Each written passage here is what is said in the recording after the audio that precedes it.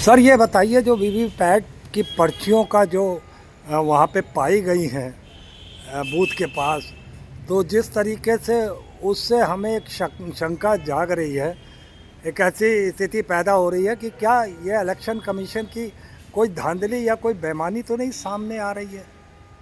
देखिए, नेता प्रतिपक्ष ने जब 5 तारीख को अपनी प्रेस कॉन्फ्रेंस की और पोल पट्टी चुनाव आयोग की खोली कि लौड़िया ब्राजील से लाएंगे, फर्जी मतदान कराएंगे और एनडीए प्रत्याशियों को जिताएंगे, तो कुल मिलाकर के मैं यही कहूँगा कि समस्तीपुर में पकड़ी गई हैं, डीएम एसपी मौके पे पहुँचे हैं, आज मिली हैं। उसके बाद तमाम तरह की धांधलियाँ जो सामने आ रही हैं, एक जगह स्ट्रांग रूम का जो सीसीटीवी कैमरे है उसको बंद करके और गाड़ियों पे इस तरह की चर्चाएं हैं। तो ये जो भी धांधली हुई है, जो गुजरात के आईएएस अफसर लाए गए हैं 15 ठो 10 से 15 तक, और यहाँ के जो इनके अफसरान हैं जो संघी हैं मानसिकता के, अरे ज्ञानेश कुमार तुझे कीड़े पड़ेंगे, तेरा नाश होगा, तेरी बेटी और दामाद को कुष्ठ रोग हो जाएगा, तुम्हें तनिको लज्जा नहीं आती है कि इस तरह की धांधली हो रही है। बेशर्मों की तरह से तुम बयान दे रहे हो, बेशर्म हो तुम। क्या ईमान बेचा हुआ है इन्होंने देश के प्रति? ईमान अपना बेच चुका है। नहीं, जिस तरीके के समस्तीपुर या कई और जिलों में पर्चियां वीवीपैट की पाई गई है, और आपने जैसा कि बताया कि रात के अंधेरे में बत्ती गुल करके एक पिकअप अंदर जाती है और वो पिकअप बाहर आती है 1 मिनट 36 सेकंड के अंदर, मैंने सुना है। तो क्या ये जो चीज़ें हैं, तो ये क्योंकि बिहार की जनमानस एनडीए गठबंधन के नेताओं के खिलाफ है। जिस तरह से विजय सिन्हा को लखीसराय में लोगों ने गोबर फेंका, अरे भाई गोबर तो तुम्हारे नेता कहते हैं कोहिनूर है, गाय का हो, सुअर का हो या भैंस का हो, तुम्हें गोबर तो जो कोहिनूर तुम्हारे प्रवक्ता तमाम कहते हैं, तो गोबर से क्यों एलर्जी? तो ऐसा भी लग तो रहा है ना सर जी कि दो उप मुख्यमंत्री अपने आप को असहाय महसूस कर रहे हैं कि सुरक्षा उनको मिल ही नहीं रही। उनकी गाड़ियों में गोबर फेंके जा रहे हैं, पत्थर फेंके जा रहे हैं, उन्हें गालियों से नवाजा जा रहा है। तो ये क्या लॉ एंड ऑर्डर है? जब उप मुख्यमंत्री दोनों सुरक्षित नहीं है तो जनता के बारे में आप क्या कहेंगे? देखिए, मेरे कहने का प्राय ये है कि जब नाश मनुष्य पे छाता है पहले विवेक मर जाता है। और जिस तरह से जनता इनके खिलाफ है, बीजेपी के खिलाफ, एनडीए नेताओं के खिलाफ, ये सरकारी मशीनरी का दुरुपयोग करते हुए इन लोगों ने जो है चुनाव में धांधली करके जीतने का, क्योंकि दरअसल कि अगर बिहार में सरकार बनेगी तो मोदी की बैसाखी छिन जाएगी। आपको क्या लगता है कि जो पहले राउंड का चुनाव हुआ है, आप क्या देख रहे हैं? क्योंकि बाहर से उड़ती खबरें आ रही हैं कि बीजेपी ने सब मैनेज कर लिया, क्या ऐसा आप मानते हैं कि नहीं मानते? देखिए, अगर ईमानदारी से चुनाव होगा तो बीजेपी चुनाव ये हार चुकी है, उनके 5 विधायक जीतना बड़ा मुश्किल हो जाएगा। तो यही तो मैं कह रहा हूँ, पिछले 11 सालों से अगर ईमानदारी से सरकार बन रही होती तो 2014 में भी ना बनती, 19 में भी ना बनती, 24 में भी ना बनती। ये तो आपको बताना ही पड़ेगा कि भाजपा प्रादेशिक सरकारें, जहाँ पे प्रादेशिक सरकारें, जहाँ उत्तर प्रदेश की बात ले लीजिए और कई राज्यों में जहाँ पर इस तरीके की ईवीएम को लेकर गड़बड़ियाँ सामने आई थी, तो वहाँ पर भी ये जीतते हुए आए हैं। तो क्या ऐसा बिहार में नहीं हो सकता कि यही होने जा रहा है बिहार में? इसी की आशंका, इसी का डर है। लेकिन बिहार बगावत की धरती है और वो आंदोलन वहीं से पकड़ेगा, पूरे देश को लपेटे में ले लेगा।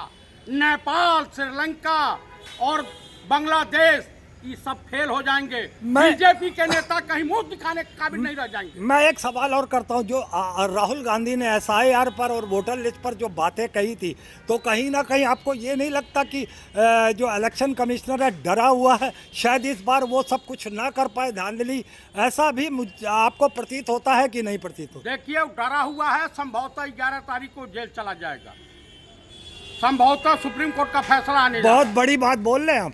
संभवतः ऐसी शंकाएं, ऐसे अनुमान लगाए जा रहे हैं कि बीआर गवई कोर्ट और न्यायपालिका की इज्जत आबरू को बरकरार रखते हुए देशवासियों का न्यायपालिका पर विश्वास बना रहे, इसलिए वो निर्णय सुना के जाएंगे। यही फैक्ट है। क्यों मोदी सरकार, क्यों एनडीए की सरकार भयभीत है सुप्रीम कोर्ट से?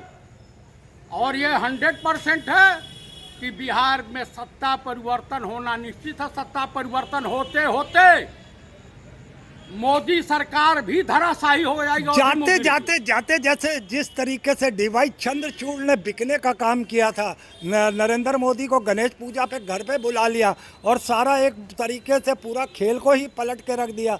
जो बड़े हमको लगता था कि सीजीआई के जो जज हैं इतने बड़े, वो बड़ी ईमानदारी से काम कर रहे हैं, मगर बाद में तो उनकी सब लीक पट्टी खुल गई। उसके बारे में आपका क्या कहना? देखिए, बी आर गवई उन जजों में से नहीं। इस देश में जगमोहन सिन्हा भी जज रहे। तमाम जज नेचर और सिग्नेचर में फर्क होता। दलाल टाइप के बेईमान चोर उचक्कों की पहचान अलग है। आप बता रहे हैं ये खुल करके अपना डिसीजन देते हैं, अपने विचार देते हैं।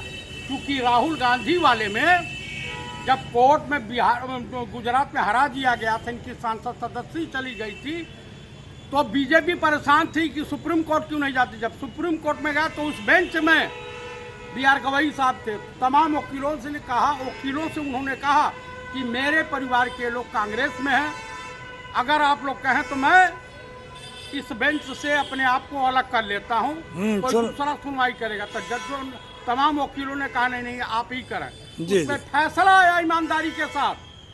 तो कुल मिलाकर के मैं यही कहूंगा कि इस समय पूरी बीजेपी, पूरी आरएसएस, पूरा जो इनका संगठन, चाहे वो बजरंग दल हो, विश्व हिंदू परिषद हो और एनडीए गठबंधन के तमाम नेता भयभीत हैं कि हम उखड़ जाएंगे, बर्बाद हो जाएंगे और उस स्थिति परिस्थिति में इनकी सरकार 14 के बाद चली जाएगी। अच्छा, ये बताइए, जैसे मान लीजिए बिहार के जो इलेक्शन है उनके नतीजे अगर इंडिया गठबंधन के पक्ष में आते हैं तो क्या केंद्र में भी सत्ता हिलने का डर इनको सता रहा है? चली जाएगी, क्योंकि नीतीश कुमार को जो है नवीन पटनायक नहीं बनना है, एकनाथ शिंदे नहीं बनना है, जगनमोहन रेड्डी नहीं बनना है और उद्धव ठाकरे नहीं बनना है।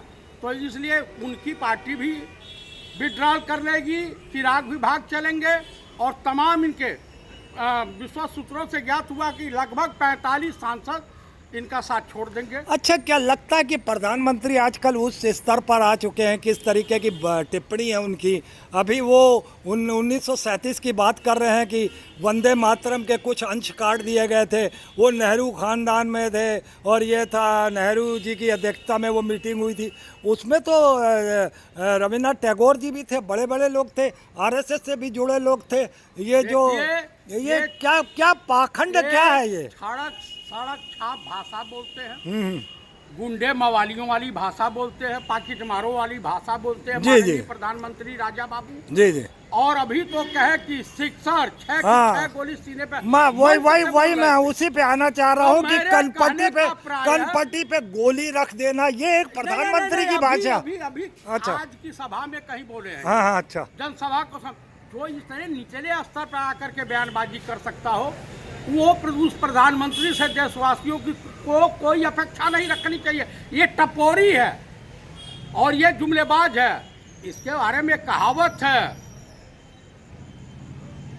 लूट हमारी रीत सदा, मैं झूठ सदा दोहराता हूँ, 56 इंच का जोकर हूँ, देशवासियों को केवल मन की बात सुना के भरमाता हूँ। ये मन की ही बात करता है, दूसरे के मन की, जनता के मन की बात नहीं सुनता। ऐसा क्या अब देश की जनता ने भी ऐसा मन बना लिया है कि अब वो मन की बात इसकी नहीं, अपने मन की बात सुनेगी? और मैं आपको एक चीज बता दूं कि देशवासियों ने को मैं ये कहना चाहता हूं कि बोया पेड़ बबूर का तो आम कहां से हो। आपने ऐसे जाहिल व्यक्ति को चुना है तो भुगतो, पूरे देशवासी भुगते हैं। हाँ, तो कुल मिला करके मैं यही कहूँगा कि देशवासियों से कि बिहार में 11 तारीख को मतदान है। वही मैं कहने जा रहा हूँ कि जो आखिरी चरण अब है, आपसे आखिरी सवाल है, ये जो आखिरी चरण है आप इसे कैसे देख रहे हैं? क्या आपको पहले राउंड में जो वोटिंग हुई है उसके बारे में आप कुछ अपने प्रकाश डालें, और जो दूसरा 11 तारीख को राउंड है उसमें आप कैसे देखते हैं? जनता किस तरीके का जनता का रुझान आएगा? मैं आपको बता रहा हूँ कि जो इससे पहले चुनाव हुआ था, इनके काफ़ी करीब 45-50 विधायक 200, 400, 500, 1000 वोटों से। इनके 17 मंत्री हारने जा रहे हैं, इनके तमाम दोनों डिप्टी सीएम हारने जा रहे हैं, इनके लगभग इनका जो सोपाड़ा साहब अभी जो प्रथम चरण का मतदान हुआ है, इसमें इंडिया गठबंधन लगभग 85 से लेकर के 95 सीट जीतने जा रही है। शुक्रिया आपका इस डिबेट में आने के लिए और धन्यवाद आपका।